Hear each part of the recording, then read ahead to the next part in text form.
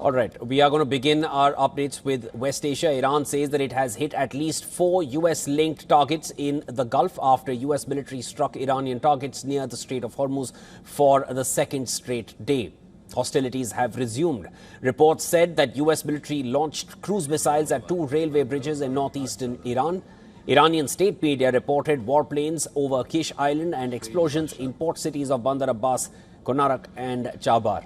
A fireman was reported killed after the attack on Iran Sheher airport. And this comes a day after both the United States and Iran said that they had hit dozens of targets in the initial wave of attacks, which Iranian state television said had killed 8 Iranian military personnel.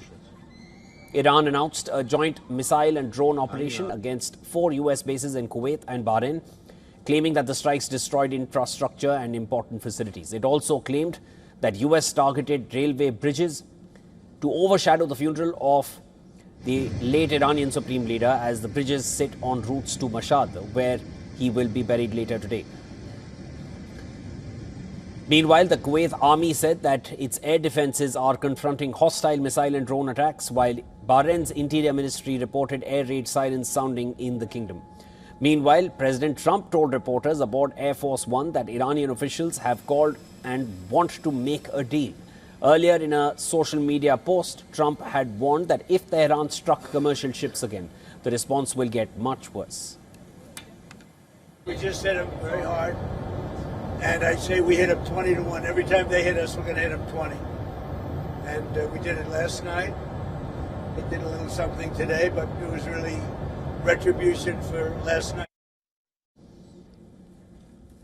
The U.S. official said Wednesday's strikes are wider in scope than Tuesday's strikes. And Tuesday's strikes were the toughest that have been directed towards Iran and the strongest responses since the ceasefire was announced. CENTCOM said that its forces struck more than 80 targets in Iran on Tuesday. In response, Iran claimed that to hit dozens of US military facilities in Kuwait and Bahrain.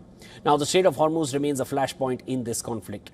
Since the attacks, Tehran has insisted on controlling this strait, time and again mentioning that it will never go back to pre-war levels, saying that it will carry a fees. Iran wants to charge a fees for the passage and threatens to hit vessels that deviate from its authorized route.